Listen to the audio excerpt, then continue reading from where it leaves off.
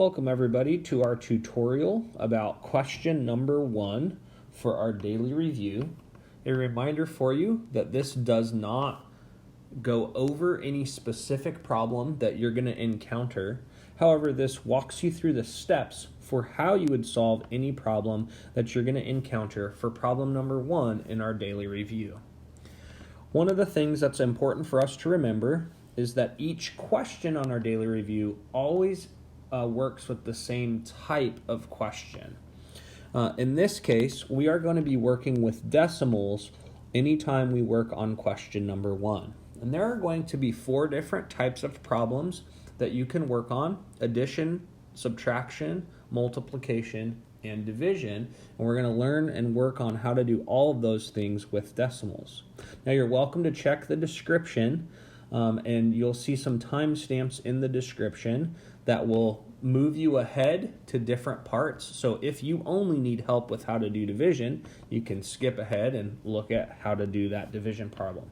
But we're going to go ahead and start with addition and subtraction, since that's the first thing that we are going to do. So let's go ahead and take a look at an addition example today.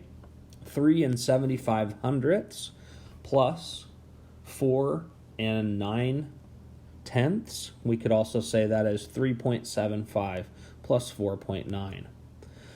Let's go ahead and start by just writing this problem out like an addition problem. We always align these problems vertically. And you're going to notice as I wrote this problem out that the key to solving addition problems with decimals is to make sure that you have aligned the decimals. So you can see that the 2 decimals are stacked on top of each other. And by doing that, I've actually created a little bit of a grid, and that grid is aligning all of the different place values for my specific number. Now, it might help you to put an extra 0 there to hold that place value that was blank. So there was a blank spot there, but I can put a 0 there to hold that place value if that helps you, and you don't have to do that if you know how to do that already. Once we have our addition problem set up with our decimals lined up together, that means that our place values of our numbers are also lined up, then we can simply solve this just like we would any other addition problem. So 5 plus a 0, 7 plus 9, 3 plus 4, and I had that 1 that carried over. And you're going to notice that when I finish in this particular problem, I'm going to end up with my decimal lined up.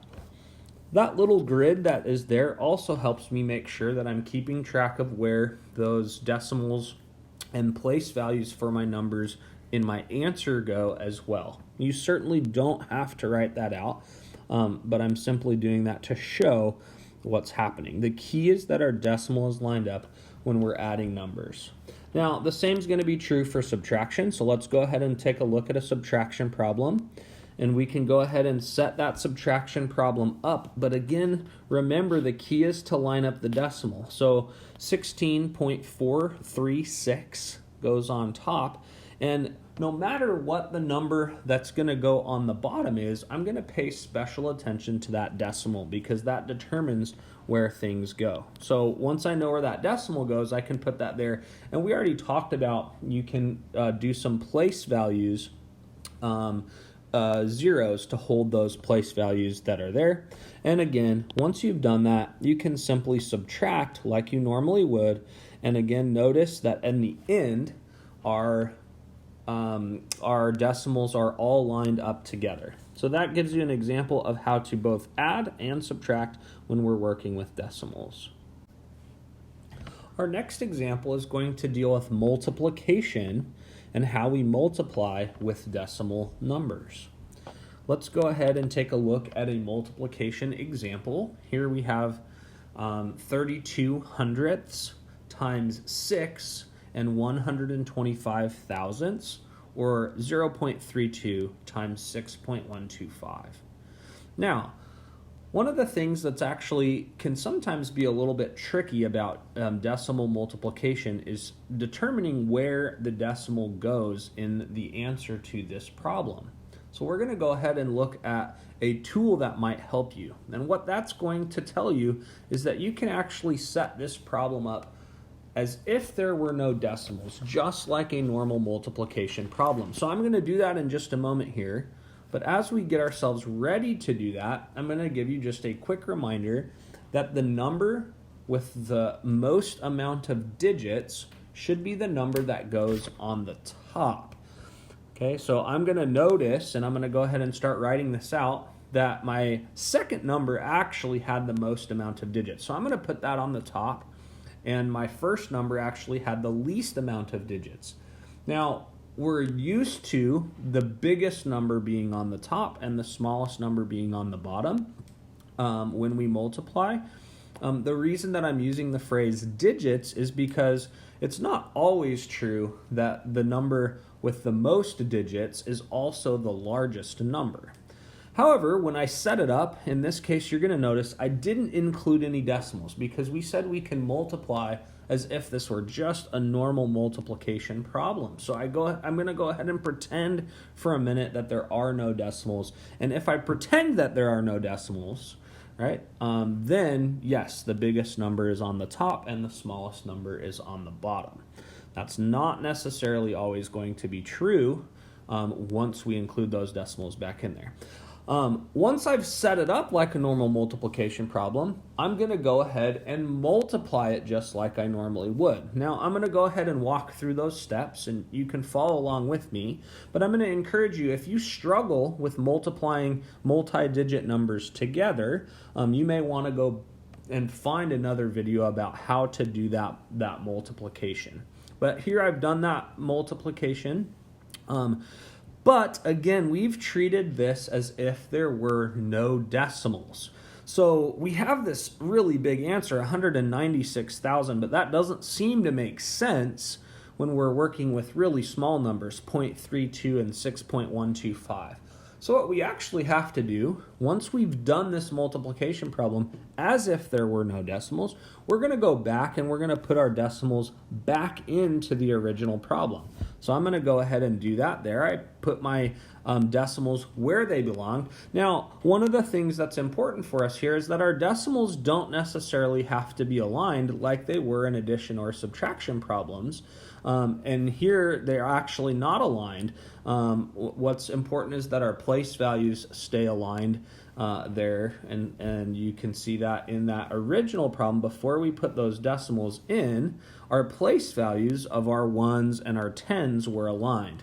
Once I put those decimals back in, now our place values are in different spots because that decimal place is what determines that place value. But again, we can treat this just like a normal multiplication problem, multiply it out, put our decimals in when we're done with that, and then we're going to pay attention to how many digits are after the decimal in each of our numbers. So in my first number, I'm going to notice there were 3 numbers after the decimal, and in my second number, I'm going to notice that there were 2 numbers after the decimal.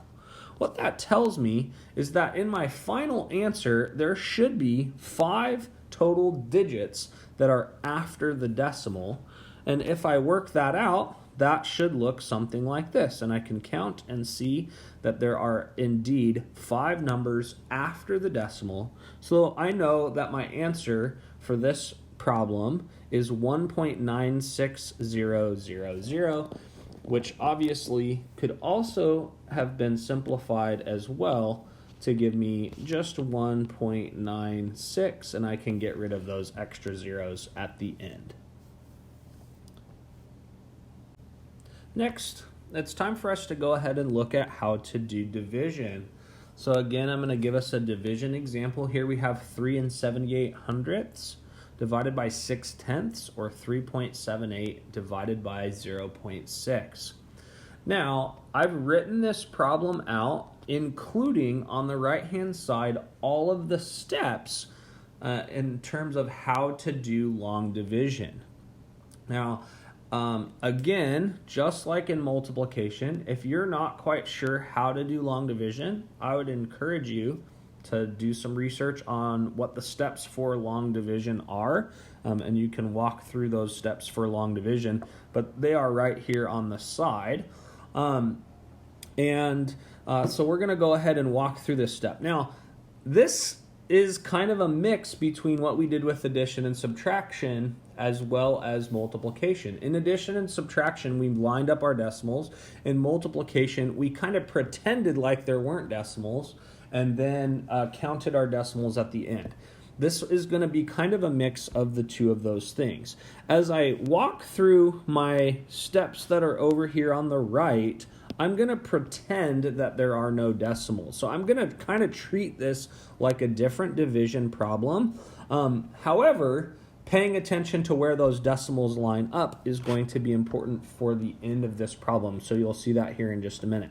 So I'm going to go ahead and walk through the steps. Remember, I'm going to pretend like instead of 0.6 and 3.78, we're going to have 6 and 378. So in my head, I'm kind of pretending a little bit. Now I'm going to walk through those steps for division. 6 cannot fit into 3, but 6 can fit into 37. Remember, I'm pretending that there's no decimals. Even though it's 3.7, I'm going to treat it like 37. 6 can fit into 37. It can fit in 6 times, so that was my division step. Then I multiply. 6 times 6 gives me 36. Then I subtract. That gives me 1. 37 minus 36. Again, I'm pretending there's no decimal for a minute. It gives me 1. Then I'm going to bring down the next digit in my problem, which was an 8. I'm going to bring that number down. And now I repeat that process, and I would repeat that as many times as I need to repeat until I get to the number 0. So in this case, I would start back up with division. 6 would fit in to 18 3 times. I would multiply. 6 times 3 is 18. I would subtract, and 18 minus 18 is 0. Once I get to 0, I know I'm done. I don't have to repeat that problem anymore once I get to 0. Now, we treated this problem like it didn't have a decimal, but it actually does have a decimal. And so when we work with our answer, we need to make sure we know where our decimal goes in this. And we're going to pay really close attention to where that decimal was in our dividend, or the number that was being split up. In this case, it was 3.78. We want to pay really close attention to where that decimal was, because that tells us where the decimal in our answer goes. In this case, we just have to make sure we put it directly above wherever the decimal was in our dividend, that number that we are splitting up. Okay, so that gives you a look at how to do division. Again, if you need practice with those 5 steps of long division, you might want to look at that in a different video, find some help with that tutorial online, or ask for some help with that, and then you can start adding these decimals in.